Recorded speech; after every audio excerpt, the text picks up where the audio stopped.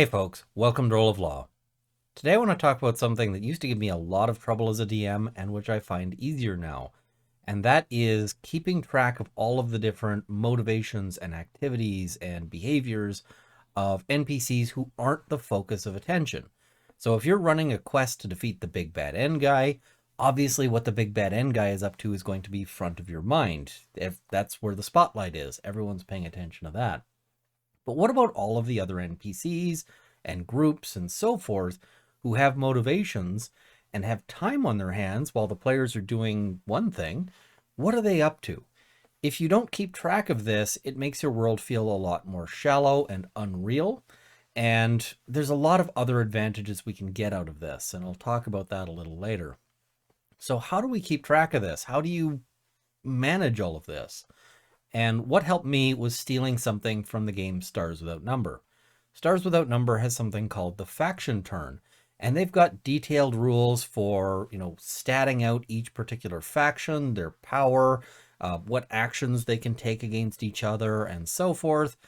And I throw all of that out. What I really like is the basic concept of the faction turn, and I'll explain that. So one of the things I use to help manage this is I just use Excel. You can use anything, including just like a sheet of paper or a pad of paper, but I find this is what I find most helpful. So let's sort of look at plotting this out. So first thing, we're going to need to track our things by name. So we'll just put that there. And so we might start with our current villain, the Lord of Terror. Cool. Ambitious. They're going to fight something scary. And there we go. So Lord of Terror goes on there. And I can put their role here. And his role we can just describe as Big Bad End Guy. Awesome. And, we can sort of track power. And we don't need to be specific here. We don't need like 9.7. We can just say very strong. Cool. We might put location and motivations, destroy world. That's his goal. Location, Barnesville. Okay, so that's our Lord of Terror, but we already said that we didn't have too much trouble focusing on this guy because he's our main sort of villain. But we can add another person here. We can say Mayor of Barnesville. And okay, so now the mayor is another person. What does he want? Well, he wants to become rich, powerful. He's self-interested. He's also located in Barnesville. He's pretty weak. And role, mayor. We already said he's the mayor of Barnesville. Cool. All right. And we can keep doing this for, 15 or 20 different people. But every time the plot sort of takes a beat, and that might be after an adventure, that might be during an adventure. If the players stop and, wait for 30 days, then I might say, what are my NPCs doing? And each time I hit one of those points, I just go down this list and I create a really quick mental thought about what they're doing. So if the party decides that they want to spend 6 months in a particular town, I can say, okay, what is the Lord of Terror doing during this time? Figure that out. What is the Mayor of Barnesville doing during this time? Figure that out. And then I can add, extra sheets if I want to keep track of this. So I can create a sheet for the Lord of Terror that is just, and we can do that right now. So here's our sheet that is just for the Lord of Terror. And then I can, keep track of entries. So, on day 7, what does he do? He, attacks nearby town of Waterford. Kills many. That's all we need to do. So, and the players may not know all of this stuff. This may be stuff that they find out later. Or they may never find out. It may be that it only ends up mattering after like 6 or 7 different steps have taken.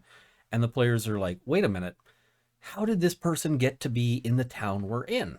And you can explain that now. If they're saying, wait a minute, why is the mayor of Barnesville now visiting Waterford?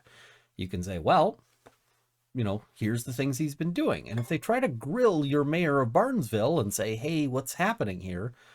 You already know all of these answers. And this doesn't take you a whole lot of time. You can do this very quickly. I've done this mid-session when the party's taking a break. You're like, okay, figure out what you're doing in town. Are you buying stuff, so forth. And while they figure that out, I'm going through my list and I'm just adding a little update. These kinds of things don't take a whole lot of time, but they can add a lot of depth and richness.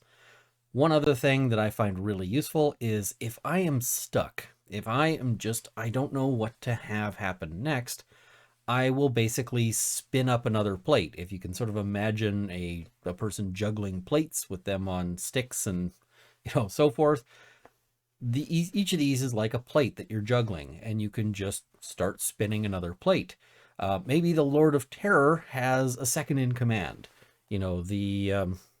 General Fear. Okay, my names are dumb here, but that's fine. This is just an example, and I can say, BBEG's Dragon, the number 2.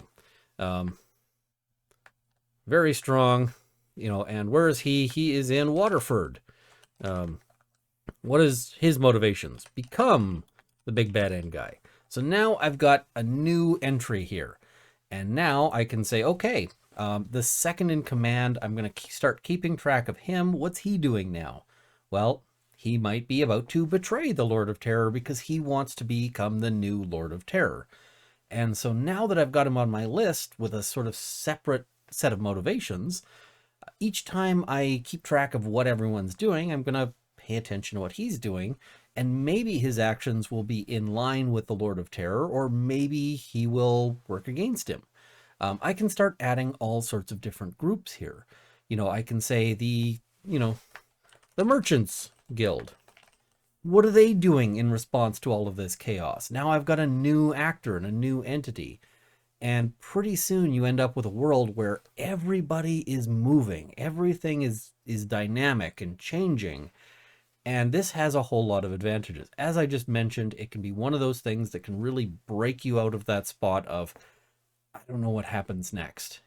If at this point, if the players score some lucky hits and just kill the Lord of Terror midway through my adventure, good news. I've already been working with his second in command. Boom, he steps up. Now I've got a new thing there, and this is already part of my world. It's not just me reacting, it's me saying, well, how would the world react? So this is fantastic for me in that sense. The other thing is that a lot of the trouble people have, or one difficulty a lot of people have, is how to keep the players motivated to sort of keep moving and keep taking actions.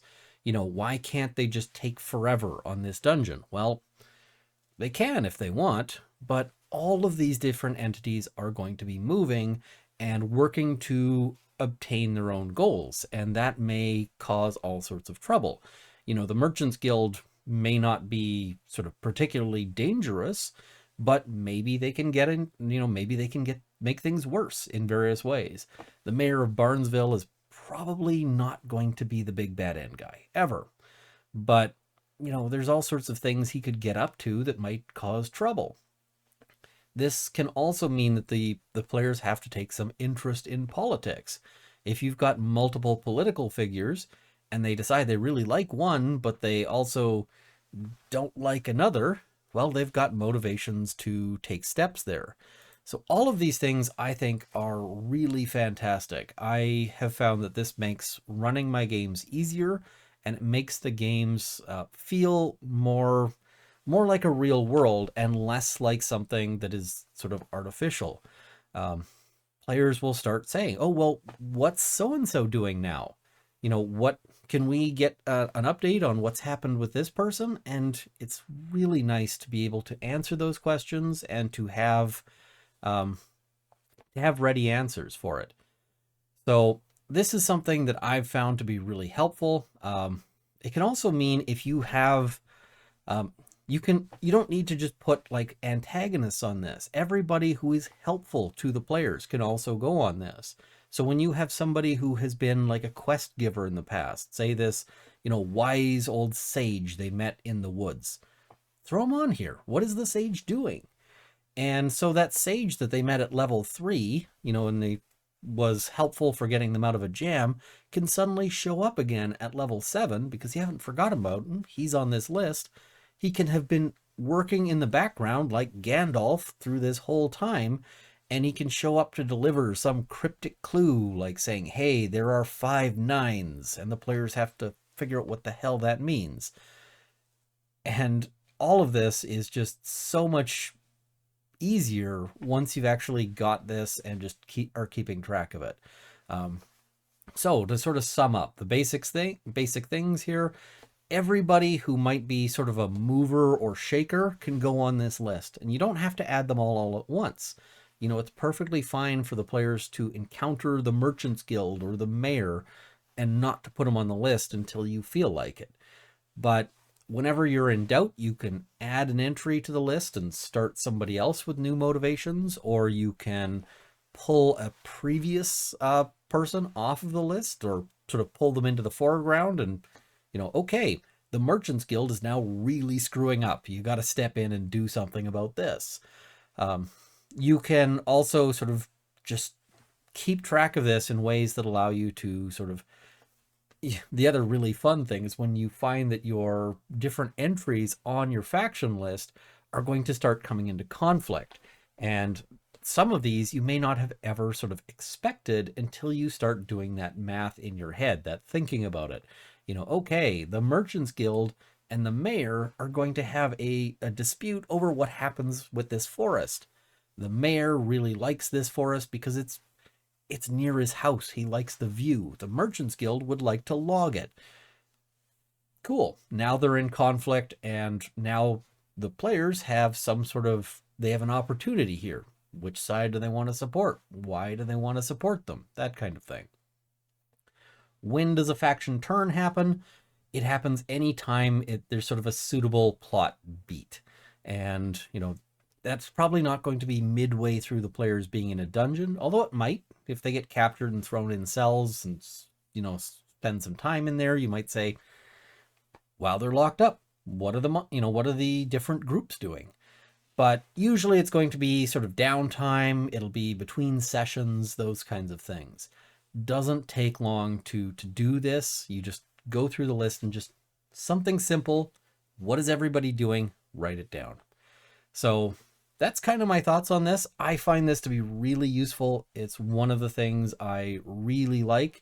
And whenever I find something that I can steal from a game, I tend to really think more highly of that game. So the faction turn is one of the reasons I really love Stars Without Number. So anyway, let me know if you have any questions or thoughts. Is this something that you have used before? Do you have a different technique that maybe I want to steal? You know, please steal this one if it's going to be helpful for your games, but always sort of learn and try to improve things. That's what this is all about.